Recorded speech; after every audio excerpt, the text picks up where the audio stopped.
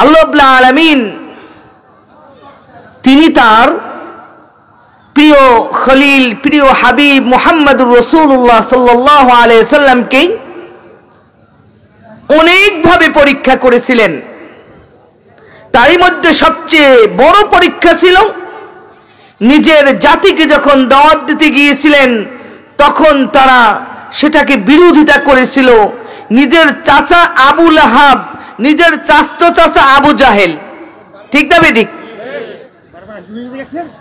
দ্বিতীয় নম্বরে মক্কাবাসী তার দাওয়াতকে অ্যাকসেপ্ট করলো না, গ্রহণ করলো না। তিনি চিন্তা করলেন দেখিনি তায়েফে গিয়ে তায়েফের মানুষ ইসলাম গ্রহণ করে কিনা। তায়েফে গেলেন, দাওয়াতি কাজ করলেন, তারা এই দাওয়াতের অ্যাকসেপ্ট করলোই না, বরং পাথর ছুঁড়ে মারলো। কি ঘটনা জানেন না? রাসূলের রক্তে রঞ্জিত হয়ে গেল তার জুতা মোবারক। সেই স্থানের মালাকুল জিবাল, পাহাড়ের ফেরেশতারা এসে গেল, ইয়া রাসূলুল্লাহ আপনি যদি অর্ডার করেন তাহলে এই বাইনাল আখশাবাইন, এই দুই পাহাড়ের মধ্যে যারা রয়েছে তায়েফবাসী ধ্বংস করে দেয়। আল্লাহ রাসূল দোয়া করলেন, না, তাদেরকে যদি ধ্বংস করা হয় এই ইসলাম গ্রহণ করবে কারা? তাদের জন্য দোয়া করলেন। সেই তায়েফবাসী পরবর্তীতে সব মুসলমান হয়ে গেল। কিন্তু আল্লাহ রাসূল যে এই দুঃখ ভারাক্রান্ত হৃদয় নিয়ে তিনি আবার মক্কায় ফিরলেন, ওদিকে এরপরে আরো পরীক্ষা। তার নিজের নিকটের সবচেয়ে যে সাহস যোগায় যেই নিক্কার স্ত্রী খাদিজাতুল কুবরা উম্মুল মুমিনিন, তিনি আল্লাহর ডাকে সাড়া দিয়ে চলে গেলেন। রাসূলুল্লাহ সাল্লাল্লাহু আলাইহি ওয়াসাল্লাম তিনি চিন্তিত হয়ে পড়লেন। একদিকে তায়েফবাসীর অবস্থা, এদিকে নিজের স্ত্রী খাদিজা চলে গেল, ওদিকে ওই একই বছর রাসূলের চাচা আবু তালেব সেও চলে গেল। কিন্তু তার চলে যাওয়াটা ছিল খুবই দুঃখজনক, কারণ সবচেয়ে ইসলামের সাপোর্ট এই আবু তালেব দিয়েছিল, কিন্তু মৃত্যুর সময় তার ঈমান নসিব হয় নাই। নাউজুবিল্লাহ। সবচেয়ে দুঃখ কষ্ট ছিল। এগুলি নিয়ে আমি সামনে আগাবো না, আমি একটু টাচ দিতেছি আমার মূল পয়েন্টে যাওয়ার জন্য। এরকম যখন টেনশন শুধু চিন্তা প্রেশান রাসূলের মাঝে কাজ করতেছিল, আল্লাহ রাসূল এক রাত্রে তার ফুফু উম্মে হানির ঘরে শুয়েছিলেন। উম্মে হানির ঘর ওই সজল হয়তো দেখেছে, যখন মক্কা ছিল ওর সময় আর আমার সময় উম্মে হানিটা ছিল ওখানে। এখন ওইটা সব মুছে ফেলছে, বিশাল করছে, প্রশস্ত করেছে। ওইটা অনেকে এখন জানবেই না কোনোদিন উম্মে হানি কোথায় ছিল। পরবর্তী প্রজন্ম এরা কোনোদিন জানবেই না এখানে উম্মে হানি নামে কোনো ঘটনা ছিল। কিতাবে থাকবে কিন্তু ওখানে থাকবে না। আমি দেখেছি ওই সময় সজল ছিল, ওই কামরুল ভাই ছিল, আমার চাচা শিহাবউদ্দিন ছিল, এরকম অনেকেই মক্কায় যারা থাকতো অনেক নিদর্শন দেখেছে যে এখন দেখা সম্ভব না। সেই উম্মে হানির ঘরে তিনি শুয়েছিলেন। রাসূলুল্লাহ সাল্লাল্লাহু আলাইহি সাল্লামের কাছে 7 ফিটে জিবরাইল আলাইহিস সালাতু ওয়াস সালাম আসলেন। কেন? ইয়া রাসূলুল্লাহ আপনাকে আল্লাহ রাব্বুল আলামিন ভ্রমণের ব্যবস্থা করে দিয়েছেন। কে ব্যবস্থা করছেন? আপনাকে আল্লাহ নিজে মেহমান বানাইতেছেন, এর জন্য আমাকে পাঠিয়েছেন। কার মেহমান হবে? আল্লাহু আকবার। তো কেমন হবে সাপোর্টটা? সাপোর্টটা হবে কোরআনে আল্লাহ রাব্বুল আলামিন বলে দিয়েছেন সূরাতুল ইসরা, বনি ইসরাইলের প্রথম নাম্বার পৃষ্ঠা 15 নম্বরের প্রথম পৃষ্ঠায় প্রথম আয়াতে কারীম আল্লাহ বলতেছেন সুবহানাল্লাযী আসরা বিআবদিহি লাইলাম মিনাল মাসজিদিল হারাম ইলাল মাসজিদিল আকসাল্লাযী বারাকনা হাওলা। ওই পবিত্র রবের ঘোষণা, আল্লাযী যিনি আসরা ভ্রমণ করায়েছেন। আর এই আসরা শব্দ হলো জমিনের ভ্রমণকে বলা হয়, যেটা রাতে করা হয়। শব্দটা এনেছেন আসরা, কাকে করিয়েছিলেন? বিআবদিহি, তার বান্দাকে। আল্লাহ রাসূল কি বলেন তো, ফেরেশতা না বান্দা? বান্দা কাকে বলে? এখন তো প্রশ্ন, আমরাও কি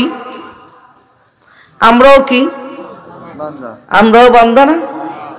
বান্দা কি জিনিসটা? এখানে একটু শব্দের কিছু মারিপেস আছে, যেই কারণে আমরা বুঝি না। বান্দা মানে দাস, বান্দা মানে গোলাম, বান্দা মানে মালিক যেভাবে বলবে সেভাবে তার করতে হবে। মালিক বলছে তুই দাঁড়ানো থেকে ডাইরেক্ট মাটিতে সিজদা দে আমাকে, আমরা তাই তার মাটিতে সিজদা দেই। ঠিক না বেঠিক? এটা কি বলে? তো বাংলায় বান্দা বান্দা বলতে বলতে এটা কোনো ফিলিংস নেই, অনুভূতি নেই। বান্দা কাকে বলে? যাকে গোলাম বলে, যাকে দাস বলে, যাকে চাকরা নিবে চাকর বলে, যে মালিক বলবে তার করতে হবে, তার কোনো বিরোধিতা করার কোনো অধিকার নেই। ঠিক না বেঠিক? এটাই কি বলে? এটাকে বান্দা বলে। আবদিহি আবদুন, তাই আল্লাহ নিজে তার রাসূলের ব্যাপারে বলেছেন আমার বান্দা তার বান্দা, তার গোলাম, তার দাস। তো সবচেয়ে সাইয়্যিদুল মানে লিডার, এই দাসদের লিডার কে বলেন তো? আল্লাহর রাসূল। কে বলেন তো? সারা বিশ্বে যত দাস আছে, আমরা যারা গোলাম আছি, এই গোলামদের দাস লিডার কে বলেন? দাসদের লিডার কে? কি শুনতে খারাপ লাগে? ভিতরে আনেন, অহংকার চলে যাবে। বান্দা বান্দি বলতে বলতে মানুষের ভিতরে ফিলিংস হারিয়ে ফেলছে। আরে তুমি তো দাঁড়ানো থেকে ডাইরেক্ট অর্ডার করা হয়েছে দেখে তুমি সিজদায় যাও। বলো তো দুনিয়ার কোন মানুষ যদি বলে তুমি এরকম লুটিয়ে পড়বে? এই মালিকুল মুলক, এই বাদশাহীর বাদশা যিনি রব্বুল আলামিন, যিনি মালিক ইয়াউমিদ্দিন, কি সন্দেহ আছে? তিনি বলতেছেন নামাজ পড়, নামাজ পড়তে হবে। তিনি বলছেন রুকু কর, রুকু করতে হবে। তিনি বলছেন তোরে আমি যত সম্পদ দেই সমস্যা নেই, আমি ফরজ করে দিলাম 2.5% যাকাত দিতে হবে, তাই দিতে হয়। ঠিক না বেঠিক? এই দেশের সরকার এসে যদি হাজারো বলে টাকা বেরোবে? কিন্তু যদি তোমার জান্নাতে যেতে হয়, যদি তোমার মৃত্যুর বরণ করতে হয়, কবরে থাকতে হয়, শান্তি পেতে হয়, তাহলে আমি মালিকুল মুলক তোমাকে আমি বলছি তোমার করতেই হবে। তাই তো প্রত্যেক দিন 5 ওয়াক্ত নামাজে ঘোষণা দিচ্ছি ইয়াকা না'বুদু ওয়া ইয়াকা নাস্তাঈন, আমরা তোমারই দাসত্ব করি। কিন্তু বাংলায় মাইর দিছে, এই যে অর্থে মাইর দিছে আমরা তোমার ইবাদত করি। শব্দটা ইবাদত বাংলা হয়ে গেছে। যেমন আজান বাংলা না আরবি, কিন্তু আমরা কি মনে করি বাংলা। কই সৌদি আরব যাইয়া আরবি কিছু বুঝি না, কিন্তু একটা বাংলা পাইছি, ওই দেশের আজানটা বাংলা পাইছি। হ্যাঁ, সূরা ফাতিহা অথবা এই যে ছোট আমরা গুলি যে সূরাগুলো বলি লা ইলাহা ইল্লাল্লাহ লা ইলাহা ইল্লাল্লাহ, এটা কি বাংলা না আরবি? আর বাংলা হয়ে গেছে না। এই ইবাদত শব্দটা বলতে আমরা নামাজ, রোজা, হজ, যাকাত এতটুকুই বুঝি, কিন্তু ইবাদত অর্থ দাসত্ব। যেই কারণে আমরা বলি ইয়াকা না'বুদু, ও মাওলা আমরা তোমার দাস, আমরা তোমার দাসত্ব করি। ঠিক না বেঠিক? এখন সমস্যা হলো দাস কথাটা বললে ভালো লাগে না, একটু মন্দ শোনায়, তাই না? তুমি মাওলার কাছে এর চাইতে নিকৃষ্ট। সুম্মা রাদাদনাহু আসফালা সাফিলিন, পড়েন না তিনি আযাইতুন ওয়া তুরি সিনিন ওয়া হাযাল বালাদিল আমিন লাকাদ খলাকনাল ইনসানা ফি আহসানি তাকওয়িম। 3টা কসম খাইছে। কসম খাওয়ার পর বলতেছে আমি মানুষকে সুন্দর অবয়বে, সুন্দর ডিজাইনে আমি সৃষ্টি করেছি, সুন্দর আকৃতিতে বানিয়েছি। দুনিয়ার চ্যালেঞ্জ, এর চাইতে সুন্দর আকৃতি মানুষের মতন আর কোন প্রাণীকে আল্লাহ দেননি। আল্লাহু আকবার। এরপরে আবার বলছেন সুন্দর তো বানিয়েছি, কিন্তু এখানে একটা কথা আছে, সুম্মা রাদাদনাহু আসফালা সাফিলিন, অতঃপর আমি তাদেরকে নিচের থেকে নিচেও ছুঁড়ে ফেলেছি। যদি তুমি দাম রাখতে না পারো তাহলে তোমার দাম কে দিবে বলেন? তোমাকে ওয়ালাকাদ কাররামনা বানি আদম, আমি বনি আদমকে সম্মানিত করে দিয়েছি। কি বলতেছেন আল্লাহ? এন্ড বনি আদম নষ্ট কাম করবে, তাহলে কি সে উপর উঠতে পারবে? তাই আসুন আমরা যে বলতেছি আবদুন অর্থাৎ বান্দা, আল্লাহর নবীও তিনি বান্দা ছিলেন। তাই আত্তাহিয়াতুল লাস্টে কি বলি? ওয়া আশহাদু আন্না মুহাম্মাদান আবদুহু ওয়া রাসূলুহু, আমি আরো সাক্ষ্য দিচ্ছি যে মুহাম্মদ সাল্লাল্লাহু আলাইহি ওয়াসাল্লাম তিনি তার দাস এবং রাসূল। কি বলেন? সাক্ষী দেই। আর সূরা ফাতিহায় কি সাক্ষী দিলাম? ইয়্যাকা না'বুদু, আমরা তোমার দাসত্ব করি। মিলছে? মিলছে কি বলেন? আসুন সেই মাওলা ঘোষণা দিচ্ছে তার নবীর ব্যাপারে, তিনি তার বান্দাকে ভ্রমণ করিয়েছেন, চুজ করিয়েছেন। কোথা থেকে? মসজিদুল হারাম থেকে, মক্কা থেকে ইলাল মসজিদুল আকসা, ফিলিস্তিনে মসজিদুল আকসা পর্যন্ত। এখন প্রশ্ন, কখন, দিনে না রাত্রে? তাও আল্লাহ বলে দিচ্ছেন লাইলান, রাতের বেলা সফর করাইছেন। আবার বলতেছেন তো কেন সেখানে সফর করাইলাম? তাও বলতেছেন লিনুরিয়াহু মিন আয়াতিনা, আমি আমার নিদর্শনকে তাকে দেখাবো। আমি মাওলা কত কুদরতওয়ালা, আমি কত কিছু বানাতে পারি, কত কিছু করতে পারি, কত কিছু দেখাতে পারি, কত কিছু আমার আদেশে চলে। লিউরিয়াহু মিন আয়াতিনা, আমি তাকে দেখাবো আমার নিদর্শনকে। কিন্তু আয়াতটা শেষ করছে কি দিয়ে? আরো আশ্চর্য, ইন্নাহু হুয়াস সামিউল বাসীর,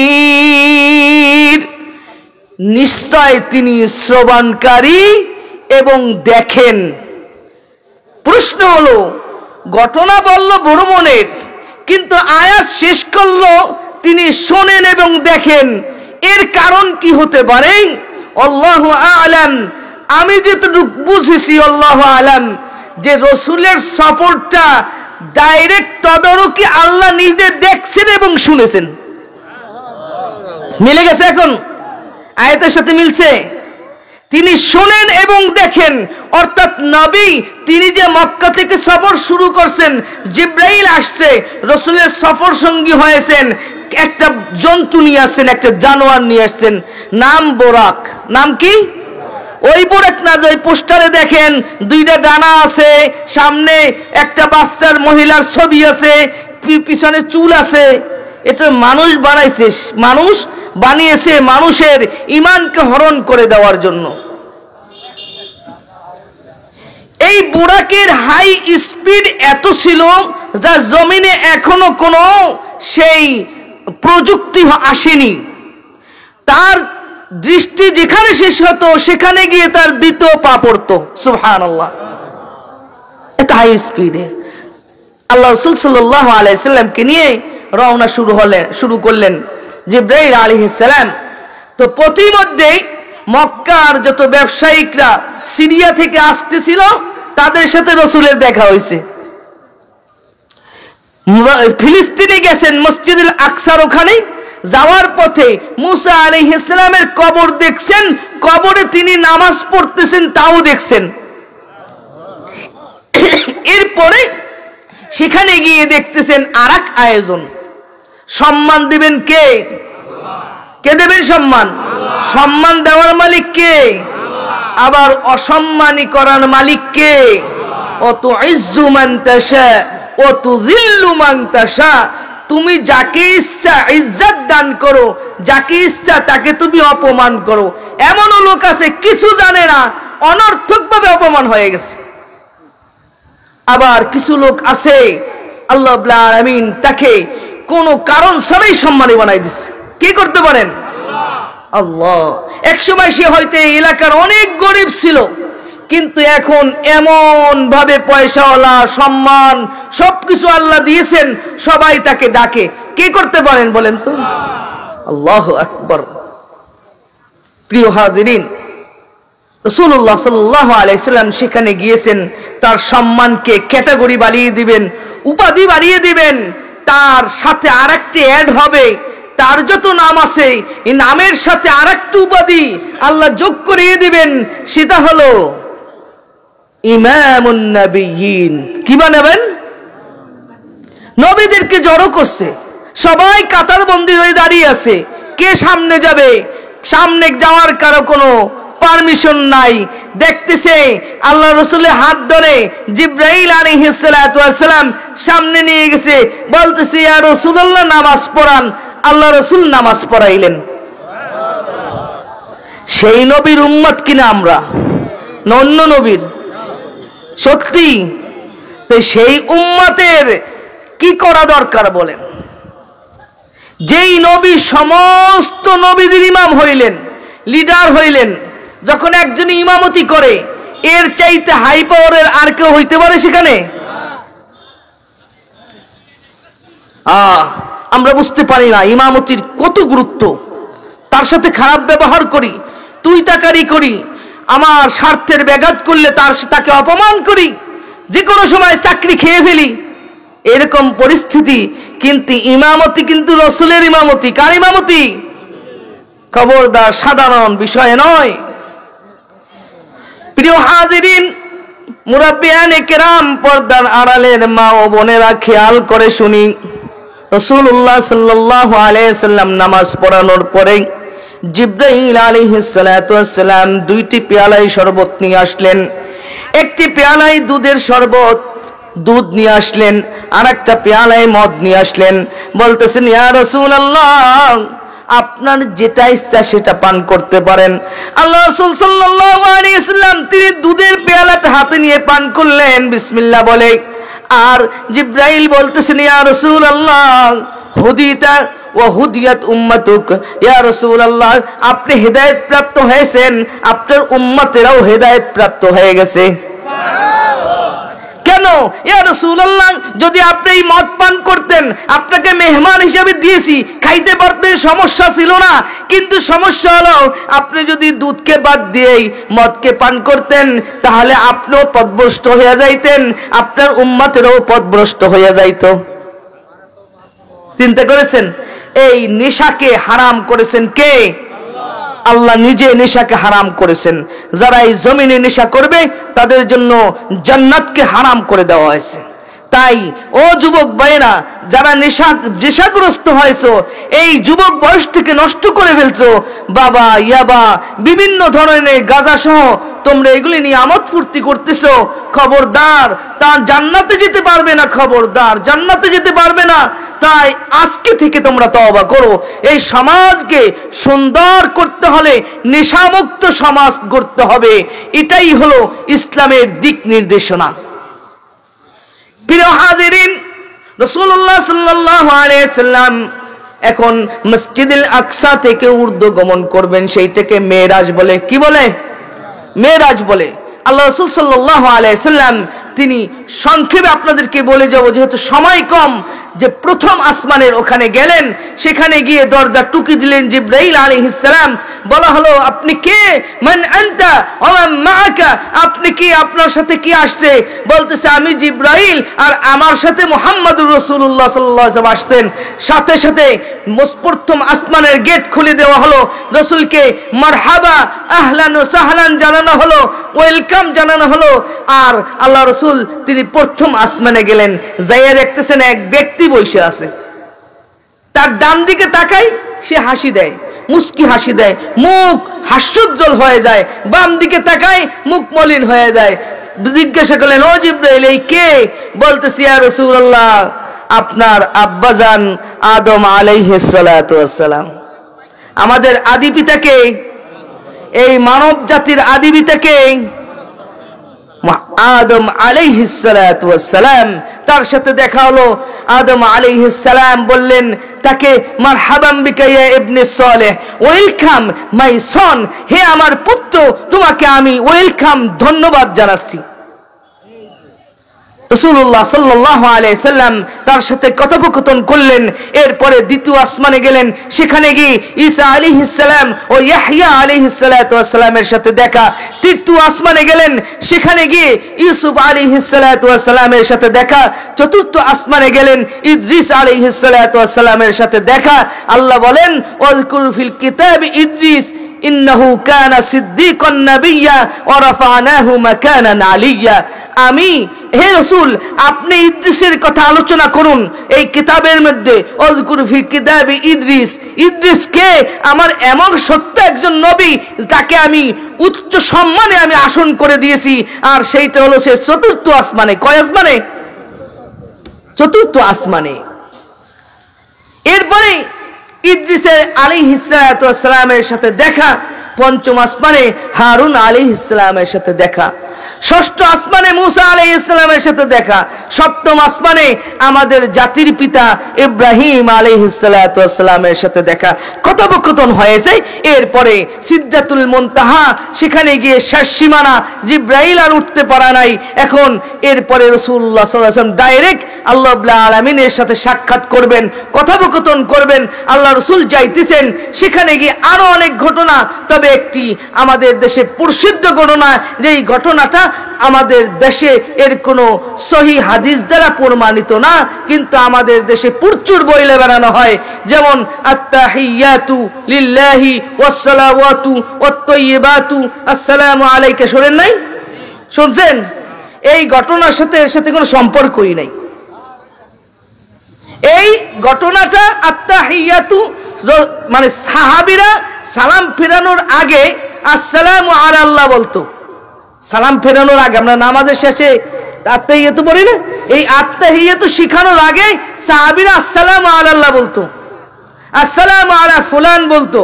এরপর আল্লাহ রাসূল বললেন, ও সাহাবীরা এইটা না, এইটা পড়ো, আত্তাহিয়াতু লিল্লাহি ওয়াসসালাওয়াতু ওয়াত-তাইয়্যিবাতু আসসালামু আলাইকা আইয়ুহান নাবিয়্যু ওয়া রাহমাতুল্লাহি ওয়া বারাকাতুহু।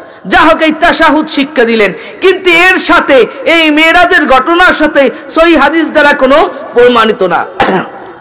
আর একটা বিষয়, আল্লাহ রাসূল সেখান থেকে এই 5 ওয়াক্ত নামাজ ফরজ করা হলো। আল্লাহ আসমানে গিয়ে মেহমান বানাইয়া আমাদের উপর কোন ইবাদত ফরজ করছে? কোন দাসত্ব ফরজ করছেন? নামাজ। কিন্তু কই নামাজ পড়ি? নামাজ না পড়লে যে কাফের হয়ে যায়, নামাজ না পড়লে যে স্ত্রী তালাক হয়ে যায়, নামাজ না পড়লে যে বাবার সম্পদ পায় না, শরীয়ত অনুযায়ী যে ইচ্ছাকৃত নামাজ পড়ে না, সে বয়কট করে, তার ঈমান থাকে না, এইটা নিয়ে তো কোনো মাথা ব্যথা নাই, আছে নাকি? যদিও লা ইলাহা ইল্লাল্লাহ বলার কারণে মুসলমান নামকে অস্থির হয়ে গেছি, কিন্তু হে উম্মত, একটা মাত্র ইবাদত যেটা আসমানে ফরজ হয়েছে, সেই ইবাদতের নাম কি? এটা ছাড়া যাবে না কোনোভাবে, কোনোভাবে জ্ঞান থাকা অবস্থায় ছাড়া যাবে না। আসুন শেষ পর্যায়ে চলে আসছি। আর একটা বিষয় বলবো, আল্লাহ রাসূল মেরাজ থেকে ব্যাক করলেন, মানে ফিরে আসলেন।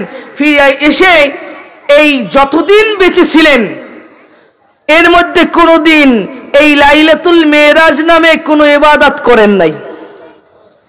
ফিরে এসে কোনোদিন ওই দিবস পালন করেন নাই। ফিরে এসে কোনোদিন এর নামে কোনো রোজা রাখেন নাই, সাহাবীরা রাখেন নাই। কিন্তু আমরা, আমাদের মা বোনেরা রাখে কিনা বলেন তো? মেরাজের রোজা রাখে না? No, this is wrong. এটা কোনোই নেই। এমনি যদি সোমবার বৃহস্পতিবারের রোজা রাখে সেটা রাখবে, সমস্যা নাই। আর একটা ভুল প্রথা হলো, যেমন আজকেও দেখলাম অনেক সময় আমাদের দেশে যে মেয়ে বিবাহ দেওয়ার সময় জোর করে মেয়ের বিয়ে দেয়। হাদিসে সম্পূর্ণ নিষেধ আসছে। জোর করে কোনো মেয়ে, বালেগা মেয়েকে বিবাহ দিলে সেই বিবাহ সহি হয় না, এটা জানেন? কিন্তু বাবে দিয়ে দিচ্ছে, দাদাই দিয়ে দিচ্ছে, মামু দিয়ে দিচ্ছে, নানাই দিয়ে দিচ্ছে, আরেকজনের মেয়ে আরেকজনকে বিয়ে দিয়ে দিচ্ছে, আর নাই তোর সাথে সম্পর্ক থাকতো না, বলে দিয়ে দিচ্ছে। এই বিবাহ সহি হয় না। এই মাসলাটা জেনে নেন। কবরে যাইয়া মিনহা খলাকনাকুম ওয়া ফিহা নুঈদুকুম ওয়া মিনহা নুখরিজুকুম তারাতান উখরা, এটা কবরের মাটি দেওয়া দোয়া না। বিসমিল্লাহ বলে দিবেন, বিসমিল্লাহ বলে দিবেন। কিন্তু অনেক কিছু আমাদের দেশে প্রচলিত, কিন্তু অনেক সময় সহিহ সুন্নাহ দ্বারা প্রমাণিত নয়।